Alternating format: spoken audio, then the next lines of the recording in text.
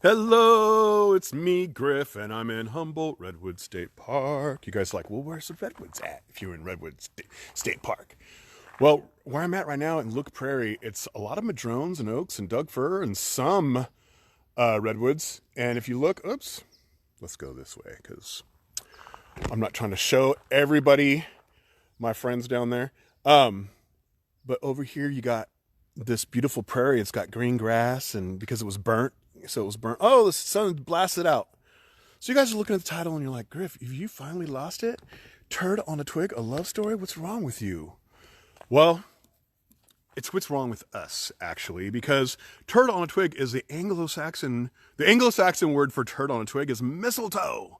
Okay? And so all of us have been kissing under turd on the twig for tons and tons and tons of years. Okay?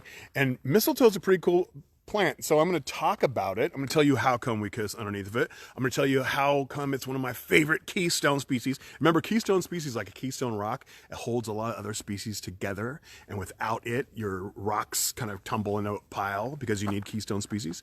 So I'm going to tell you why it's one of my favorites. And we're going to talk about its interesting. Researchers are still learning about mistletoe. Like, don't think that scientists know everything. Science is an unfolding journey. Okay, there's no absolutes yet. It's, you got to keep exploring and digging deeper and using your new tools to like really look at things and get evidence and really know. You don't want anybody who just be like, well, mistletoe is A, B, C, and D, and that's all there is to know. No, no, no, no, no, no, no, no. That's not how stuff works. So turd on a twig. Let me first tell you how it got to be culturally significant. Okay, so a long time ago in Scandinavia, there was a god named Balder, and he was a hunky god. He was looking good. He had long flowing red hair. We'll just say that. But he was really good looking. There's a lot of people jealous of him, especially Loki, the mischievous god that you might have seen in the Thor movies. But Balder's mom was the goddess of love and fertility. Okay, and her name was Frigga. And she loved her son Balder so much that she went around and she told all the plants, you will never harm my son. And she blessed them at the same time she warned them, like, oh, I love you so much, you better not. Okay? So she did that to all the plants, except she forgot to do mistletoe. And Loki noticed that.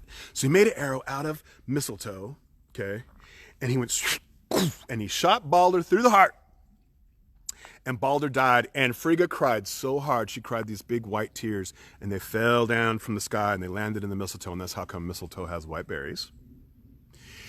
And she cried and cried and cried, and the other gods were watching her, and they were like, oh man, this is terrible, I feel so sorry for her, oh my god. And they're like, wait a minute, oh, we're gods, so we'll just resurrect homie. So they resurrected Balder, he came back, and she was so happy, she decided to turn this terrible situation into a good thing, and so she made mistletoe the plant of peace and love, and she decreed, whenever you pass under mistletoe, you shall embrace whoever you're with, even if it's your enemy, and have a moment of peace.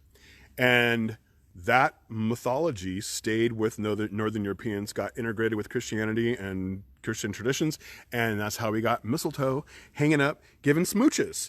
And this year, I got out of smooches because whenever someone says, you're on the mistletoe, I went, and they were like, oh, COVID, never mind. So COVID kind of killed this tradition this year, didn't it?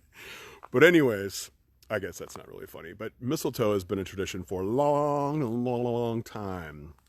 But it's also just a really cool plant. First of all, I don't have time to get into how cool it is, but we'll just say this. Mistletoe is one of the only multicellular organisms that doesn't do respiration. It doesn't turn food into fuel for respiration, to feed cells. Crazy. Also, the berries are eaten by all kinds of animals, okay? But they're toxic to humans. But before you get mad at it and be like, oh, well, who cares? We can't eat it. It's no good. We're injecting mistletoe into tumors, and it's shrinking the tumors and relieving cancer symptoms. That's a great reason to hang it up and kiss somebody right there by itself. But mistletoe also, there's like 1,300 species of mistletoes, okay, all over the world, okay? And they're not just like hanging in every tree. Notice that you only see them in some trees. So like the mistletoes around here, like oaks. And so they're kind of obligates. They have their few species of trees that they like to hang out in. And that's because they absorbed their host plant's genes. And that way, when the seed lands on those branches, the roots are called astoria, and they go down into a phone call right now. The roots go into the bark. And the tree doesn't notice it, and scientists think, we're still learning, that's because it has sequestered a gene from that tree, so it's kind of hacks into the tree system, and the tree thinks it's one of its own. Devious. But they're parasitic plants, but they don't actually kill their host, not usually. And when they get into trees, they form this big clump, and they're evergreen. So a lot of the trees that they're in are deciduous. And so that was another reason why Northern Europeans who are up in far north where it's cold and everything's deciduous, and they'd see mistletoe. And that's another reason why they thought it was imbued with some magic powers, because it never lost its leaves. Okay. So this made it, like a fertility symbol. So those white little berries are super sticky. Okay. And when birds eat them, it's like eating way too much gum. They're like, and so they got to wipe their beaks off. And so they wipe their beaks off. And so that sticky stuff has seeds in it. And so it sticks to the twigs. And that's one way they grow.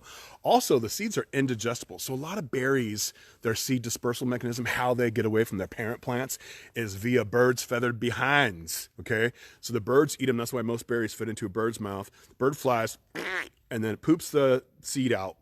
But in mistletoe's case, a lot of times it's so sticky, even when it comes out, that it's stuck to their little feathered butts. And so they got to wipe, they got to twerk on the tree a little bit and get the sticky stuff off. And that sticky stuff has seeds in it.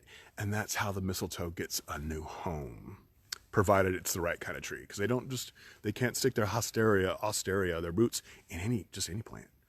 So super cool plant that has great big clumps that are great for hiding your nest in. Really good stuff. In fact, in Australia, they have restoration projects where they plant mistletoe into trees. I bet you they don't twerk on branches and stuff. They probably just use a little paintbrush or something. But it's to increase biodiversity, variety of life. Know that word, biodiversity. Anyways, we're still learning about science. Just know that science is an unfolding process, and we don't know everything yet. And nature's so interesting. The deeper you look into it, the more fascinating it gets. And a lot of times, these interesting plants and animals that are around us, they're in our mythology for a reason. At least find out why, because it's usually, there's some truth to it. All right, turd on a twig. Mistletoe. Kiss somebody underneath of it sometimes, as long as they're not coughing or whatever.